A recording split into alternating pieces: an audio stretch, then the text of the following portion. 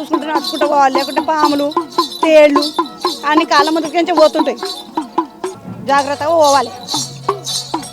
అందుకనే పొలాలలో నడిచేటోళ్ళు ఎవరు ఇట్లా దిక్కులు చూసుకుంటూ పోరు, ఇలా చూసుకుంటే నడుస్తారు. నడుండి అట్లనే మీరు ఇట్లా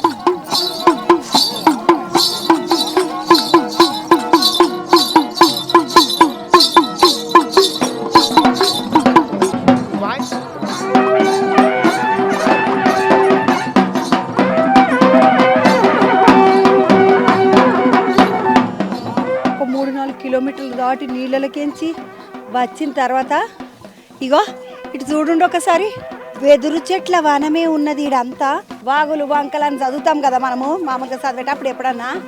అగో గది ఇడ పక్క నడుస్తున్నది. మొత్తం గుట్ట మీదకి పోతున్నాం మనము.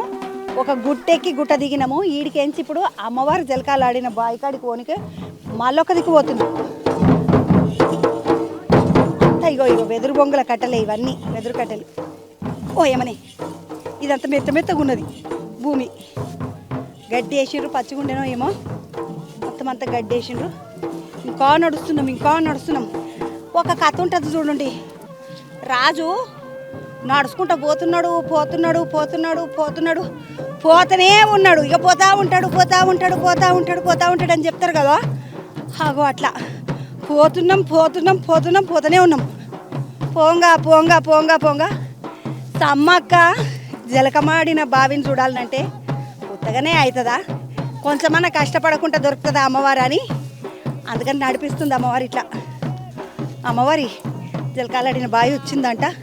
అగ ముందు అందరు పిల్లలు పోతున్నారు చూడండి, కోయల పిల్లలు. వాళ్ళు చెందబోయిన వంశస్థులు, అంటే అమ్మవారికి సంబంధించినటువంటి వంశమోళ్ళు అనమాట. అమ్మవారిని ఎవరికైతే అమ్మవారు దొరికిందో, ఎవరైతే అమ్మవారిని పెంచుకున్నారో ఆ వంశానికి సంబంధించిన చందా వంశీయులు అంటారు వాళ్ళను. వాళ్ళు తీసుకొచ్చిన రెడికి అమ్మవారు జలకాలు ఆడడానికి ఈ బావికి వస్తుండే అక్క. ఈ బావి ఇప్పటికీ ఉంది.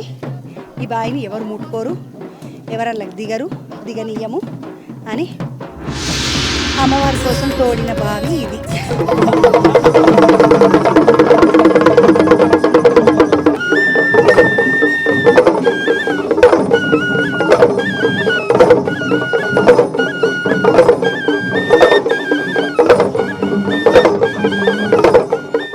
V6 ప్రేక్షకులందరికీ అమ్మవారు సమ్మక్క జలకాలు ఆడిన బావి ఇది.